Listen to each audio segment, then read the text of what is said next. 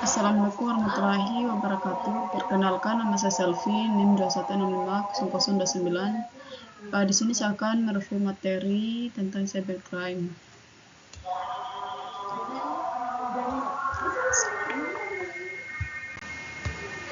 Cyberspace atau dunia maya adalah istilah yang digunakan untuk merujuk kepada ruang virtual di mana aktivitas komunikasi dan pertukaran informasi terjadi melalui jaringan komputer, terutama internet. Ini adalah lingkungan digital di mana orang-orang dapat berinteraksi berbagai data, menjalankan bisnis, dan melakukan berbagai aktivitas online. Cyberspace mencakup website, platform media sosial, email, dan semua jenis layanan online yang memungkinkan interaksi dan komunikasi melalui teknologi komputer. Ini adalah konsep penting dalam era digital yang memengaruhi banyak aspek kehidupan kita saat ini. Berikut adalah sejarah awal munculnya cyberspace. Awal 1960-an dan 1970-an, dunia maya dimulai pada era ini.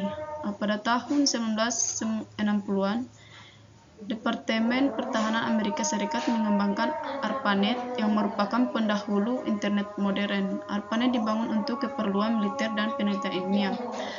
Pada awal 1970, ARPANET mulai menghubungkan berbagai universitas dan institusi penelitian.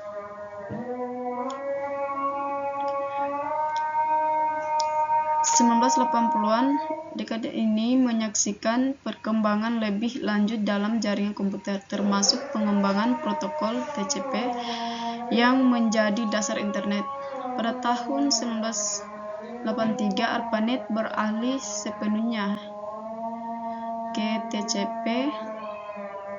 Selama periode ini, mulai muncul layanan online seperti Bulletin Board System atau BBS yang memungkinkan pengguna untuk berinteraksi secara elektronik. 1990-an ini adalah era di mana World Wide Web ditemukan oleh tim Berners pada tahun 1989 dan mulai diperkenalkan kepada publik. Penggunaan www secara massal mengubah cara orang mengakses informasi dan berkomunikasi secara online. Pada tahun 1993, browser web grafis Mosaic diluncurkan, memungkinkan pengguna untuk dengan mudah menjelajahi web. Istilah cyberspace pertama kali digunakan untuk menjelaskan dunia maya yang terhubung langsung ke internet oleh John Perry Barlow pada tahun 1990.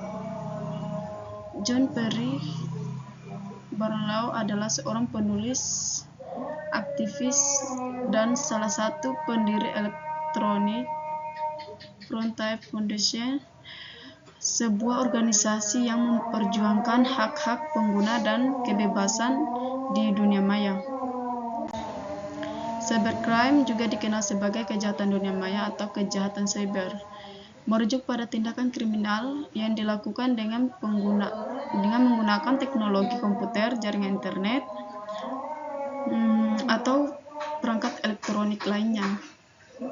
Cybercrime melibatkan penyalahgunaan teknologi ini untuk menciptakan kerugian, merusak atau mengancam individu, perusahaan, atau pemerintah. Kongres PBB yang dikutip oleh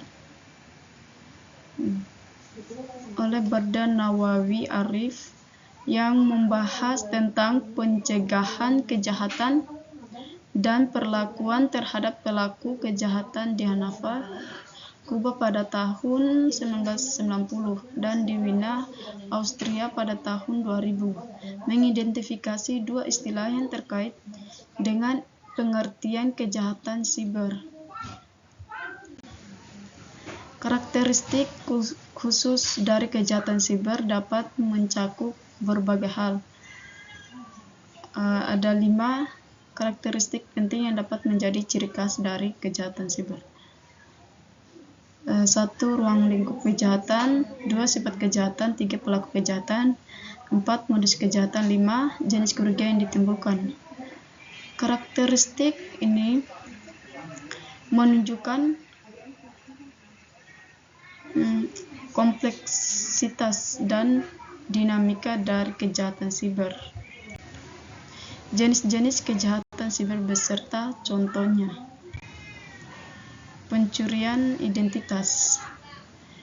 1. Pemalsuan identitas. Mencengangkan ratusan warga di Garut, Jawa Barat. Pasalnya 407 warga di Garut tiba-tiba terlilit utang di Bank Emo. Hal itu terbongkar setelah warga yang tak merasa berutang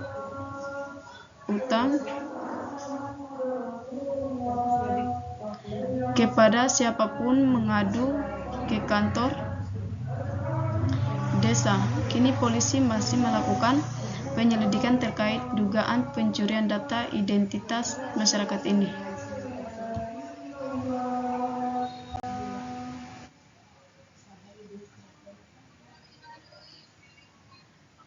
Dugaan pemalsuan dokumen dengan mencatut nama Yayasan Lakinande dan Universitas Lakidende oleh Haji Siti Aminah dari Yayasan Lakidende Rasak Parosi sudah dilaporkan ke Mapolda Sulawesi Tenggara pada bulan Januari 2017 yang lalu. Namun laporan tersebut hingga kini tak kunjung diproses. Bahkan terkesan ada pembiaran dari pihak Mapolda Sultra. Ini polisi ungkap pemalsuan dokumen administrasi dari KTP hingga kartu keluarga di Papua. Polisi dari Polsek Mimika Baru Mimika, Papua mengungkap kasus pemalsuan dokumen yang dilakukan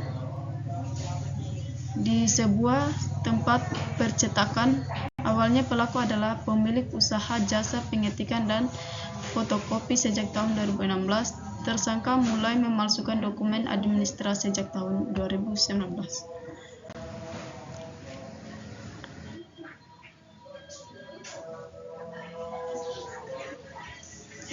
Phishing.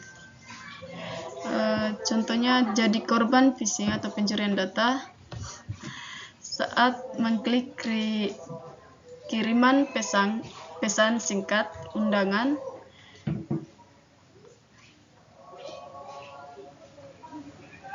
APK dari orang tak dikenal. Sylvia, warga Lawang Malang ini, harus kehilangan dana tabungannya yang tersimpan di salah satu bank milik BUMN.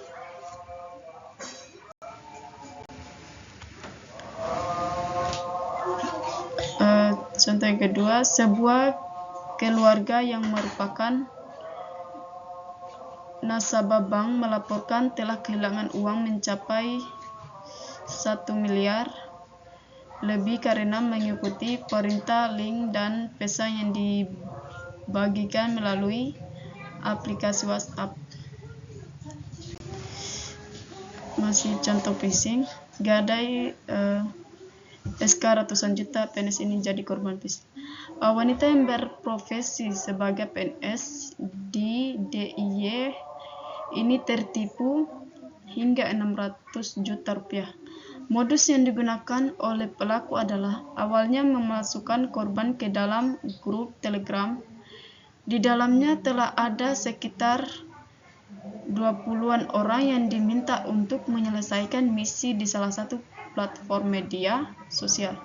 Dari sinilah pelaku melancarkan aksinya. Menurut keterangan korban, pelaku meminta korban untuk melakukan top up saldo untuk mencairkan koin yang sudah terkumpul dari hasil komisi misi yang telah dilakukan.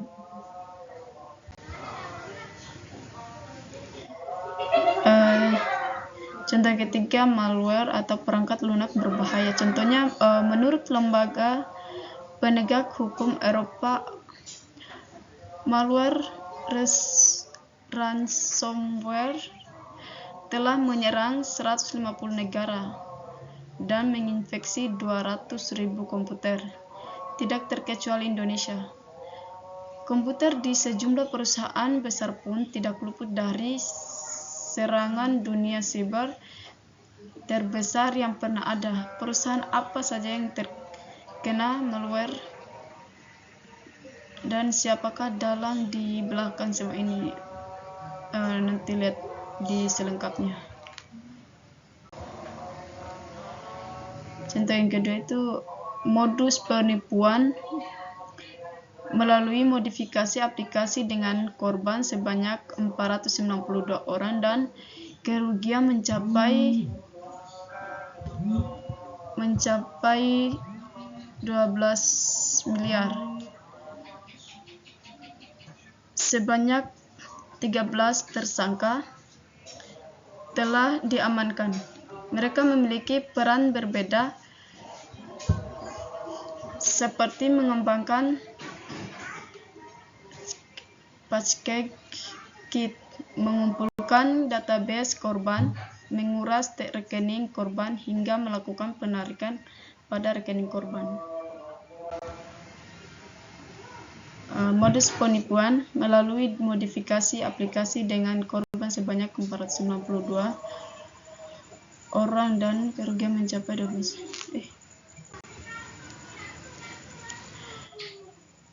Contoh keempat, ransomware. Bank Syariah Indonesia diduga terkena serangan virus berbahaya yang dinamai ransomware. Modus dari kejahatan siber ini adalah mengunci akses korban untuk kemudian meminta tebusan. BSI sendiri sudah error sejak Senin lalu, baik untuk layanan perbankan ATM maupun mobile banking. Pihak manajemen berdalil gangguan disebabkan oleh pemeliharaan sistem dan sudah berangsur pulih pada Senin sore.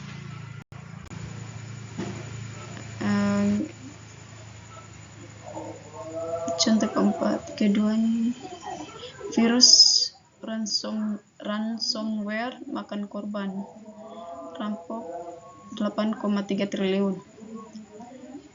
Amerika Serikat harus mengeluarkan biaya hingga 590 juta atau 8,3 triliun untuk membayar kejahatan ransomware saja. Ini terjadi bahkan hanya selama paruh pertama tahun 2021 lalu. Bahkan jumlah uang itu lebih tinggi dari yang dikeluarkan pada tahun 2020.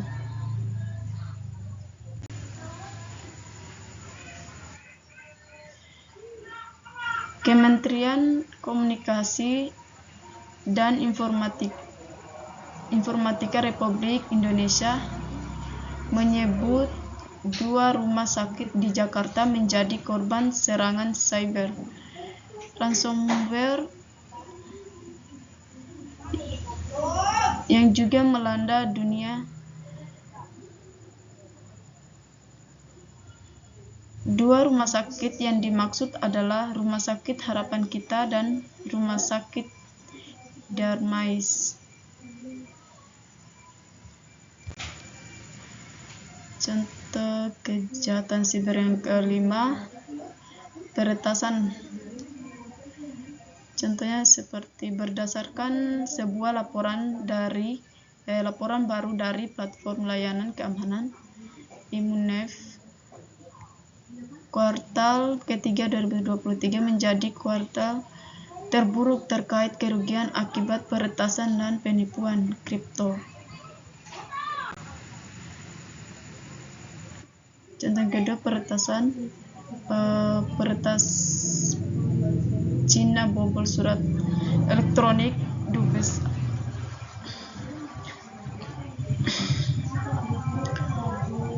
Peretas Cina mengakses akun surat elektronik Duta Besar Amerika Serikat untuk Cina dalam operasi spionase yang diduga membocorkan setidaknya ratusan ribu surat pemerintah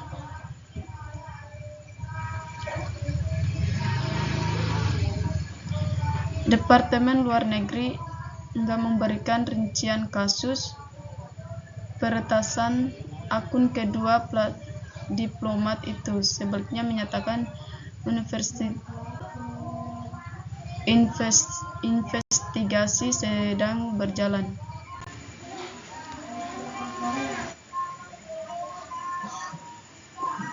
Amerika Serikat diserang kelompok Rusia. Pertahanan pemerintah Joe Biden.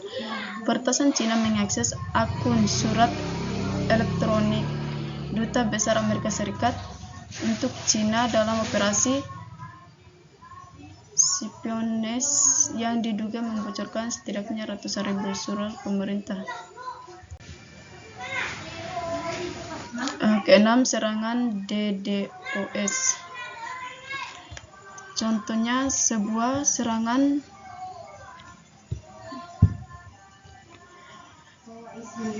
brutal bernama Distributed Denial of Service.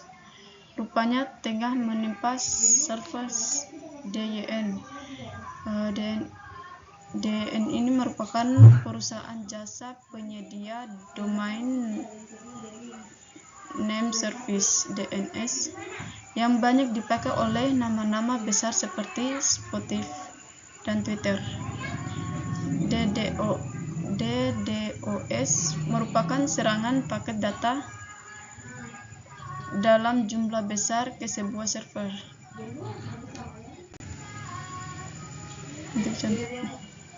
Serangan penyebab situs web DPR tak bisa diakses BSSN. Terjadi serangan DDoS. Serangan terhadap situs web Dewan Perwakilan Rakyat RI pada Rabu 24 Juni 2020 lantaran serangan Distributed Denial of Service mengakibatkan situs web tidak bisa diakses hingga Rabu malam pukul 22. Ketiga, kena serangan DDoS, Blizzard dipulihkan Battle.net tidak lebih dari 2 jam. Yang ketujuh, pencurian kekayaan intelektual. Contohnya, seorang profesor Universitas Tianjin ditangkap pada Mei 2015 setelah tiba di Bandara Internasional Los Angeles dalam perjalanan ke sebuah konferensi. Zheng dituduh mencuri dan menjual rahasia Amerika Serikat ke pemerintah dan militer Cina lewat sebuah perusahaan cangkang di Kepulauan konten Premier League dan Piala Dunia 2022 Qatar bakal dipolisikan. Video bekerja sama dengan kepolisian daerah Banten mengambil langkah tegas terhadap 2 aplikasi penyiaran online ilegal. Nah, dari kasus ini tentunya video akan bertindak tegas pada pembajakan konten atau live streaming ilegal yang dilakukan, termasuk untuk tayangan Piala Dunia 2022 Qatar dan Liga Inggris Premier League. Pencurian kekayaan intelektual. Departemen Kehakiman Amerika Serikat mengatakan bahwa pada Senin 7 Februari bahwa pihaknya telah mengajukan tuntutan pidana terhadap perusahaan telekomunikasi yang berbasis di Cina. Mereka menuduh perusahaan ini berkonspirasi dengan karyawan Motorola untuk mencuri teknologi radio seluler digital dari perusahaan Amerika. Kedelapan, pemalsuan. Contohnya PT LAM yang seharusnya menjual Orenikel ke PT Antam sebagai kontraktor penambangan di wilayah konsesi tersebut. Akan tetapi pada kenyataannya PT LAM justru mendelegasikan mandat itu ke puluhan perusahaan lain yang langsung menambah di wilayah konsesi PT Antam meskipun belum mengantongi izin pinjam pakai kawasan hutan. Masih contoh pemalsuan. Inspektorat dalam kasus pemalsuan berkas PPDB oleh ASN Bandar Lampung.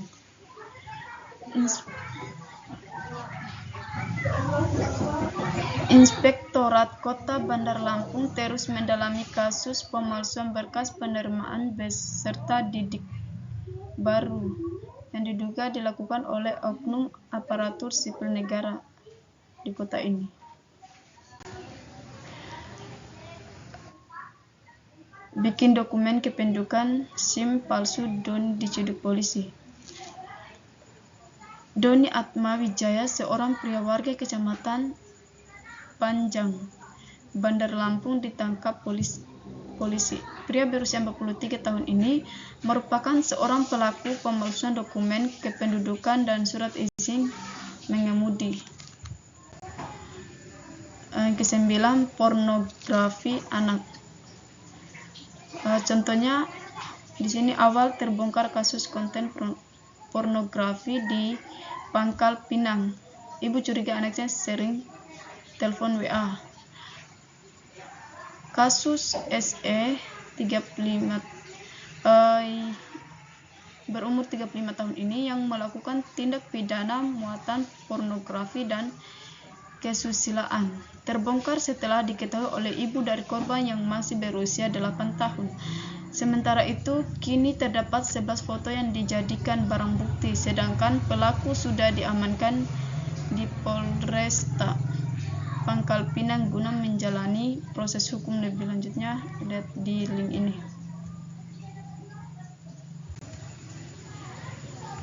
Contoh keduanya, awal mula pengungkapan kasus dari adanya laporan National Center for Missing and Exploited asal Amerika Serikat yang menemukan peredaran foto dan video terkait pornografi anak di media sosial. Setelah dipelajari lebih mendalam, terungkap ada jaringan pornografi anak yang dikendalikan seorang berinisial FR, umur 25 tahun, yang beroperasi di Tulung Agung. Kelly didakwa bersalah dalam kasus pornografi anak. Kelly didakwa bersalah dalam 3 kasus pornografi anak oleh Pengadilan Tinggi Chicago pada Rabu 14/9 waktu Amerika Serikat. Ia terbukti melakukan kekerasan seksual dan merekam interaksinya dengan anak di bawah umur, termasuk dengan anak baptisnya yang saat itu berumur 14 tahun.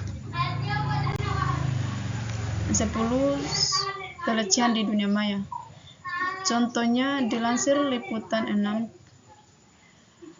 detik.com dari Auditi Sentral Sabtu 24/12/2022. Seorang ibu yang juga pelatih bola basket di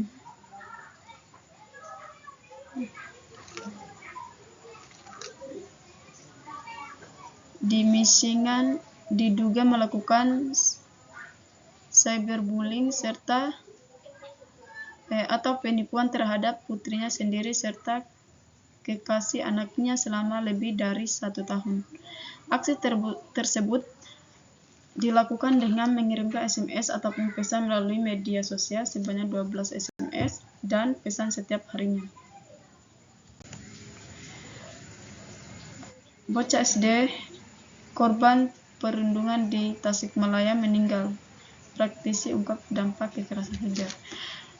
Dampak kekerasan siber menjatuhkan mental korban, apalagi sebelumnya korban sering mendapat perundungan. Bisa jadi pelaku tidak memiliki tujuan secara ekonomi ketika merekam dan mengunggahnya di media sosial. Miris kasus bullying bermain game di online dan di Malang berujung maut. Sakit hati akibat sering diolok saat bermain game online. Seorang pemuda di kota Malang membunuh temannya sendiri. Pembunuhan dilakukan dengan memukulkan palu ke kepala korban hingga tewas. Pembunuhan bermula saat keduanya bermain game online. Saat bermain tersebut, pelaku mengaku sering diolok dan dimaki oleh korban. Akibat makian korban, pelaku pun merasa sakit hati.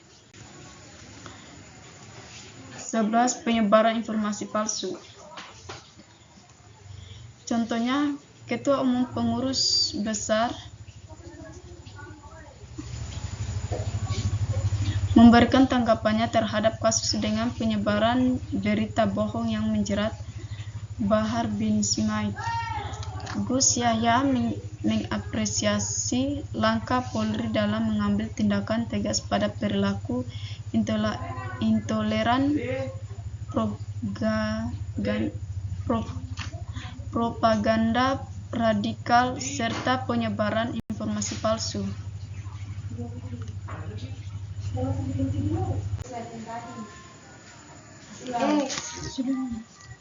11. Penyebaran informasi palsu.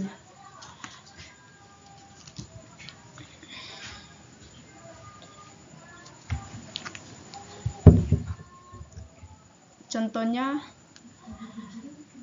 Han Hyo-jo mulai mengambil tindakan hukum terhadap orang-orang yang menyebarkan informasi palsu dan membuat komentar jahat tentang dirinya. Ia dikabarkan telah membuat tuntutan untuk melawan 33 orang yang membuat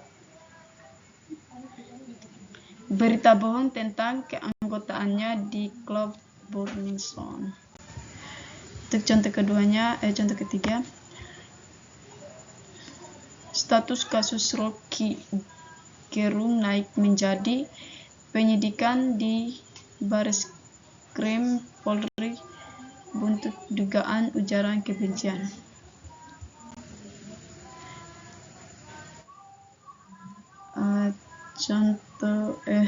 Ke-12.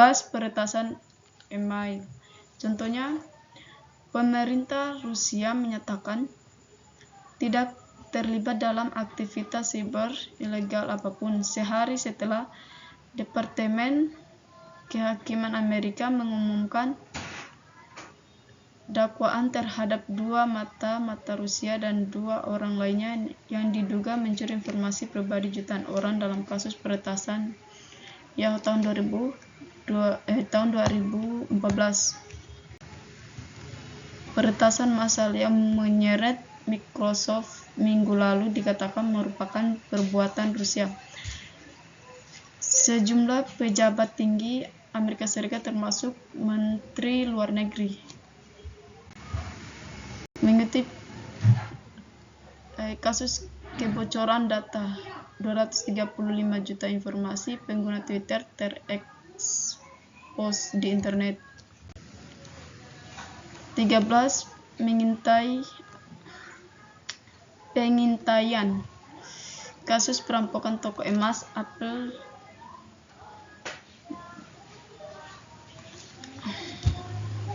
Pelaku perampokan toko emas Street di depan pasar Ampel, Kabupaten Boyolali, rupanya sempat melakukan pengintaian sebelum beraksi. Pelaku kemudian melakukan aksi perampokan toko emas Ampel Boyolali pada 28 September 2023. Itu dilakukan di jam yang sama seperti saat pelaku melakukan pengintaian.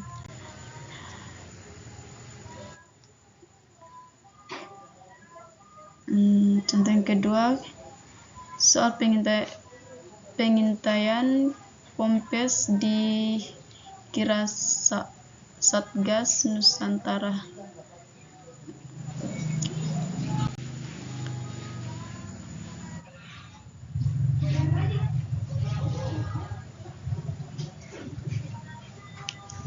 Kasus pembunuhan dialami seorang gadis Baduy sudah direncanakan para pelaku. Para pelaku telah melakukan pengintaian selama 1 bulan sebelum menjalankan aksinya. Setelah melakukan pengintaian itu, para pelaku mengetahui waktu korban sendiri di dalam gubuk dan saat ditinggal oleh orang tuanya berladang serta kakaknya. 14. Penggelapan. Sidang kasus dugaan penggelapan dengan terdakwa mantan bos Jawa Post Group Zainal kini memasuki keterangan saksi-saksi. Kuasa hukum terdakwa Sugeng Teguh Santoso sempat menolak keberadaan saksi Suryansyah. Untuk contoh keduanya, si kembar penjual iPhone juga dipolisikan kasus penggelapan mobil. Si kembar Rihana dan Rihani yang diduga sebagai pelaku penipuan iPhone dengan kerugian mencapai 35 miliar ternyata juga dilaporkan terkait penggelapan mobil. Laporan dilayangkan ke Polsek Kebayoran Baru oleh pemilik mobil rental berinisial IR pada 11 Januari lalu.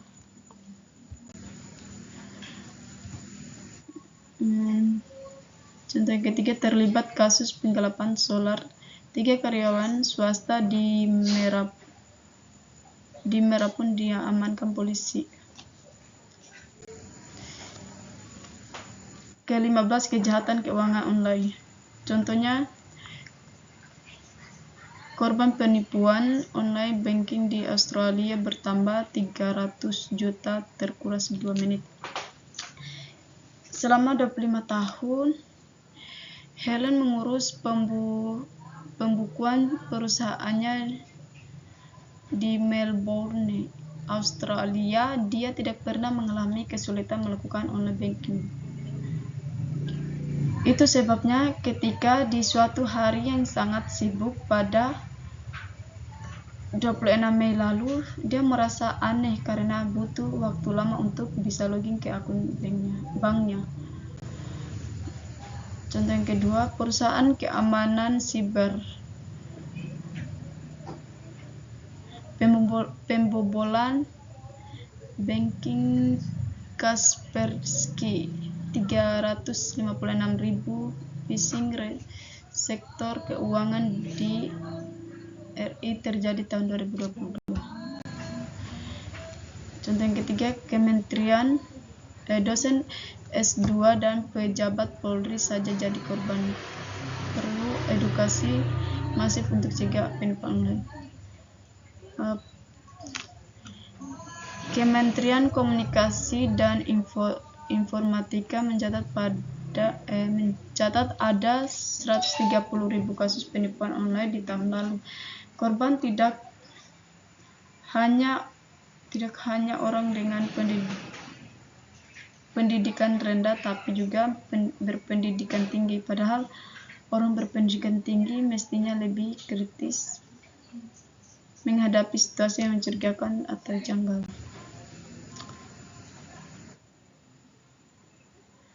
16. Pelanggaran privasi. Melanggar privasi anak di YouTube. Google didenda 200 juta.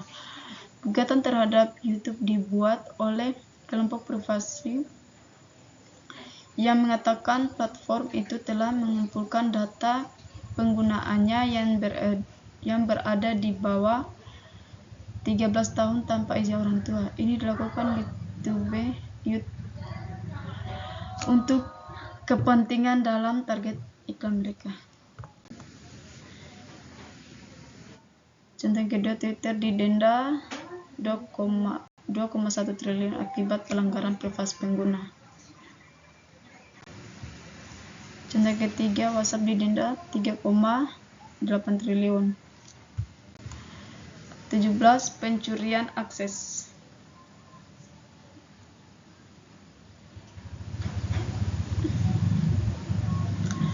Dr. Richard ditahan sebagai tersangka kasus akses ilegal. Dokter kecantikan sekaligus YouTuber bernama Richard Lee ditahan sebagai tersangka kasus dugaan pencurian data atau akses ilegal. Contoh yang kedua, kasus pencurian modus akses ilegal. Mahasiswa asal Magelang diduga tak beraksi sendirian.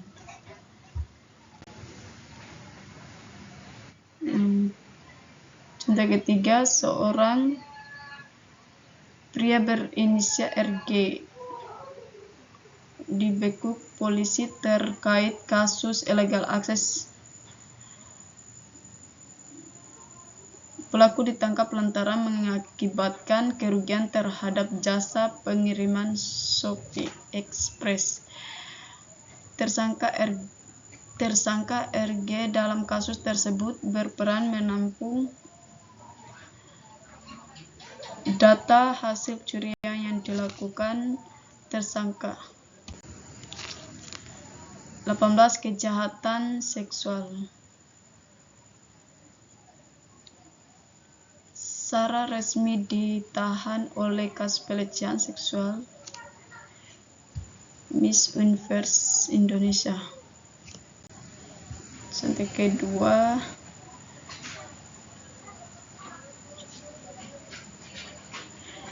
Jero Dasaran Alit ditetapkan jadi tersangka pelecehan seksual. Untuk contoh yang ketiga, Polres Langkat melakukan penahanan terhadap pemilik pondok pesantren di Kecamatan Padang Tualang berinisial K, Selasa 17 Oktober 2023. Hal tersebut sejalan dengan penetapan tersangka terhadap yang berinisial K dalam kasus dugaan pencabulan dan pelecehan seksual. Pelaku dugaan pencabulan itu diamankan dari tempatnya.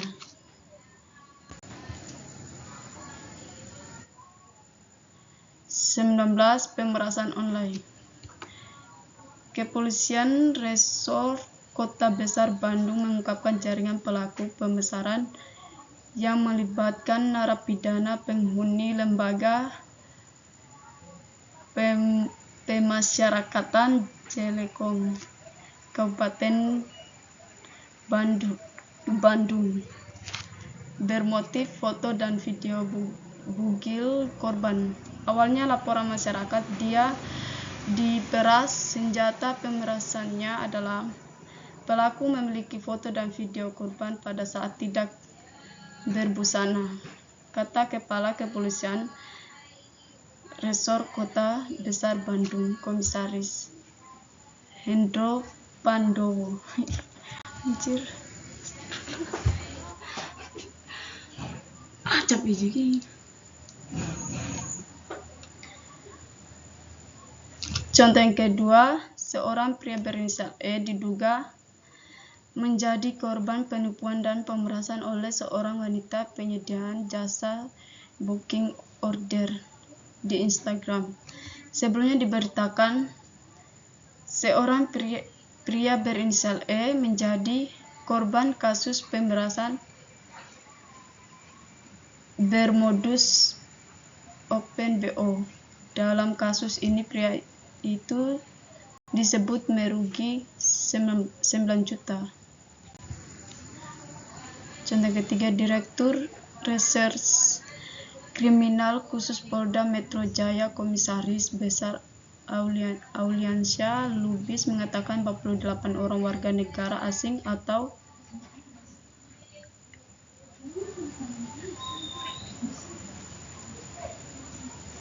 WNA Cina dan Vietnam ditangkap kemarin malam, Jumat 12 November 2021, lantaran terlibat kasus penipuan dan pemerasan. Auliansyah menjelaskan bahwa para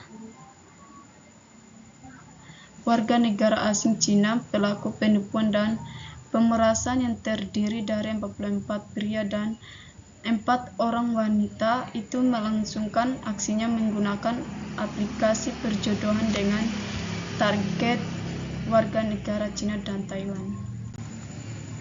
Ke-20, kejahatan sumber daya komputer.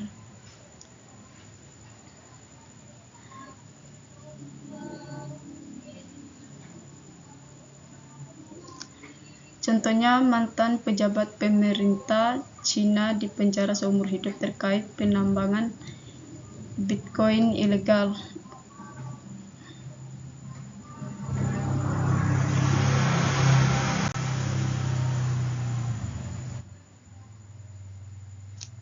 Yang kedua, salah satu pendiri Airbit Club telah dijatuhi hukuman 12 tahun penjara 7 bulan sebelumnya. Salah satu pendiri Airbit Club mengaku bersalah atas tuduhan konspirasi penipuan di Pengadilan Distrik Amerika Serikat pada Maret. Pelaku telah menipu investor lebih dari 100 juta.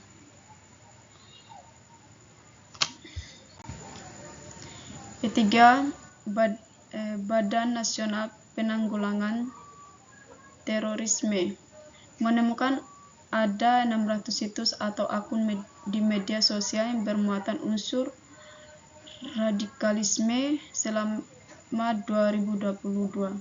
Facebook menjadi media sosial yang memuat unsur radikalisme terbanyak. Hal